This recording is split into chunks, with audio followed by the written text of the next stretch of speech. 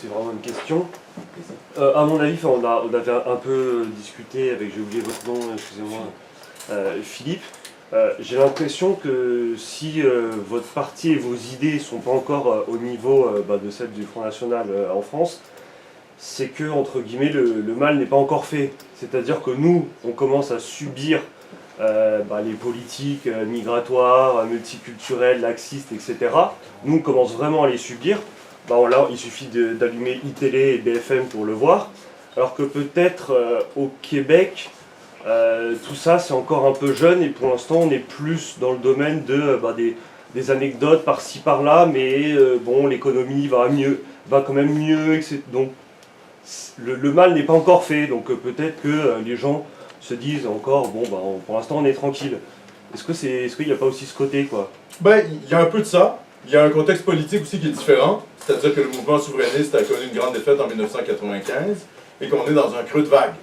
C'est-à-dire toutes les idées patriotes sont carrément de plus en plus discréditées dans la jeunesse.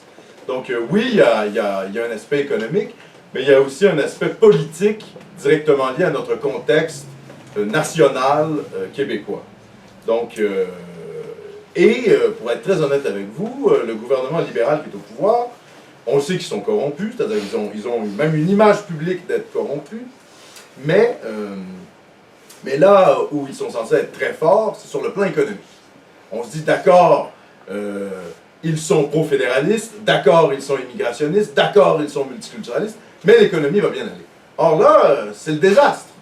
C'est-à-dire, au niveau économique, on est sans arrêt des pertes d'emplois. On est face à des gens qui détruisent économiquement le Québec, ce qu'on appelait, nous, le Québec Inc., qui avait été créé à partir des années 80, c'est-à-dire la montée en puissance d'entrepreneurs québécois. Nos fleurons de l'économie québécoise sont en train d'être vendus à des Américains.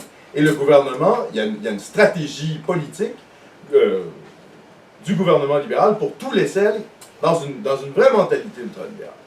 Ce qui fait que ce que vous dites, je pense, est partiellement vrai, mais nous ici, on y va très rapidement vers la perte d'emploi, du chômage de masse, etc. En tout cas, si le gouvernement qui est en place continue ses politiques, ce qui risque d'être le cas, il faut être assez lucide pour les années qui viennent. Pourquoi? Parce que le Parti libéral peut faire n'importe quoi et être réélu. Je vais vous donner un exemple extrêmement concret de ce que je veux dire. Il y a la circonscription la moins francophone du Québec, qui s'appelle Darcy-McGee, une circonscription à Montréal. Eh bien, elle est composée à 90% de non-francophones, c'est-à-dire des allophones et des anglophones. Eh bien, le Parti libéral du Québec fait 90% aux élections.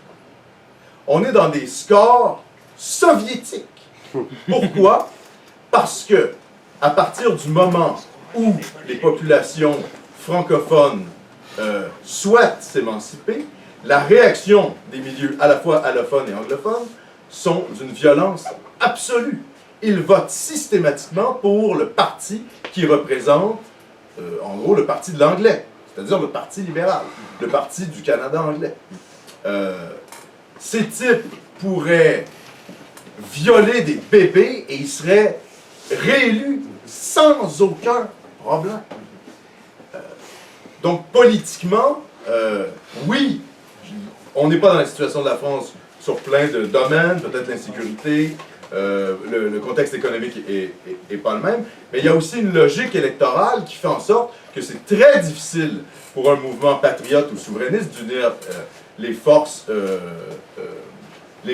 francophones, l'électorat francophone, parce que l'électorat francophone est divisé sur un faux axe gauche-droite. Et c'est ce qu'on essaye, nous, aujourd'hui, d'éclater.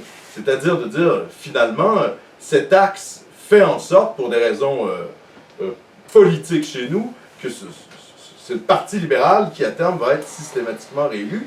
Et c'est le parti de la destruction de la nation à travers l'Empire du bien. Parce qu'il ne faut pas se leurrer. Ils se présentent, Philippe Couillard, Justin Trudeau, tous ces types se présentent comme étant l'incarnation type de l'Empire du bien.